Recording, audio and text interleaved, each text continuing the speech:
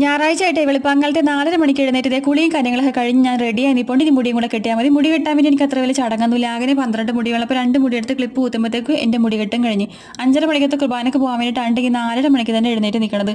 എൻ്റെ കൂടെ ചേട്ടനും കൂടെ ഉണ്ട്. ചേട്ടന് പക്ഷേ പള്ളിയിലോട്ടല്ലാന്ന് മാത്രം മലയാറ്റിരുന്നൊരു ഓട്ടോ ഉണ്ട്. അപ്പോൾ വണ്ടി ഇട്ടേക്കണം അവിടം വരെ ഒന്ന് ആക്കി കൊടുക്കാൻ വേണ്ടി പറഞ്ഞു. അപ്പോൾ ഞങ്ങൾ 2 പേരും കൂടെ ഒരുമിച്ച് പോകണേണ്ട. ചേട്ടൻ കക്ഷത്തൊരു കവറൊക്കെ വെച്ച് പോണത് വേറൊന്നും അല്ല കേട്ടോ, കാക്കി പൊതിഞ്ഞ് പിടിച്ചുകൊണ്ട് പോണതാണ്. അപ്പോൾ പോകാൻ നേരത്താണ് കവർ ചോദിച്ചത്. കവറൊന്നും കാണാനില്ല. ലാസ്റ്റ് ഞാൻ മീഷോൻ്റെ ഒരു കവർ ഉണ്ടായി, അതെടുത്ത് കയ്യിൽ കൊടുത്ത്. അങ്ങനെ പള്ളിയിൽ പോയി കുർബാന എല്ലാം കൂടി വരുന്ന വഴി തന്നെ ബീഫും വാങ്ങി അതിലേക്ക് വേണ്ട കപ്പയും കൂടെ വാങ്ങിയിട്ട് അപ്പോൾ നമുക്ക് ഇന്ന് ഉച്ചക്കത്തേക്ക് ബീഫും കപ്പയും കൂടി വെച്ച് പൊളിക്കാമെന്ന് കരുതി.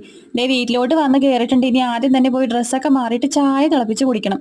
അതിന് മുൻപായിട്ട് തലേ ദിവസത്തെ ചിക്കൻ കറി ഇരിപ്പുണ്ടായിരുന്നു. അപ്പോൾ നമുക്കിന്ന് രാവിലത്തേക്ക് ഈ പുട്ടും ചിക്കൻ കറിയും ആക്കാമെന്ന് കരുതി.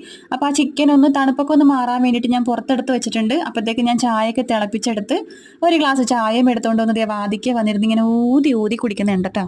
ഇനി പൊട്ടും താമസിക്കാതെ നമുക്ക് പുട്ട് ഉണ്ടാക്കാനായിട്ട് തുടങ്ങട്ടെ. അപ്പോൾ പുട്ടുപൊടി എടുത്തിട്ടുണ്ട്. അതിലോട്ട് കുറച്ച് ചോറാണ് ഉപ്പുനീര് ചേർത്ത് അരച്ചെടുത്തേക്കണത്. ഇനി ആ ചോറ് അരച്ചത് ചേർത്തിട്ട് നല്ലതുപോലെ ഒന്ന് മിക്സ് ചെയ്ത ശേഷം പോരാത്ത ഉപ്പുനീരും കൂടെ തളിച്ച് നല്ലതുപോലെ കുഴച്ചെടുക്കാം.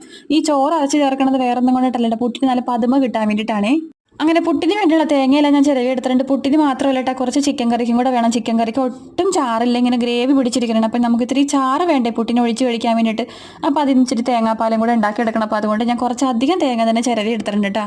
അങ്ങനെ പുട്ട് പുഴുങ്ങാൻ വേണ്ടി അടുപ്പത്ത് വെച്ചിട്ടുണ്ട്. ഇനി ഒപ്പം തന്നെ നമുക്ക് ആ ചിക്കൻ കറിയും കൂടെ ഒന്ന് തേങ്ങാപ്പാൽ ഒഴിച്ച് ചൂടാക്കി എടുക്കാം കേട്ടോ. അപ്പോൾ ചട്ടിയിലോട്ട് ഞാൻ ചിക്കൻ കറി പകർത്തിയ ശേഷം ചൂടാക്കാൻ വേണ്ടി അടുപ്പത്ത് വെച്ചും അത് നല്ലതുപോലെ ഒന്ന് ചൂടായി വന്നപ്പോഴത്തേക്ക് അതിലോട്ട് തേങ്ങാപ്പാൽ പിഴിഞ്ഞൊഴിക്കുന്നുണ്ടേ.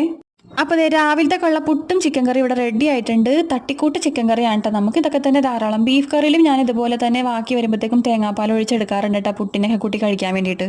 അങ്ങനെ പ്ലേറ്റിലോട്ട് 2 കഷ്ണം പുട്ടും ചിക്കൻ കറിയും കൂടെ കുഴച്ചൊരു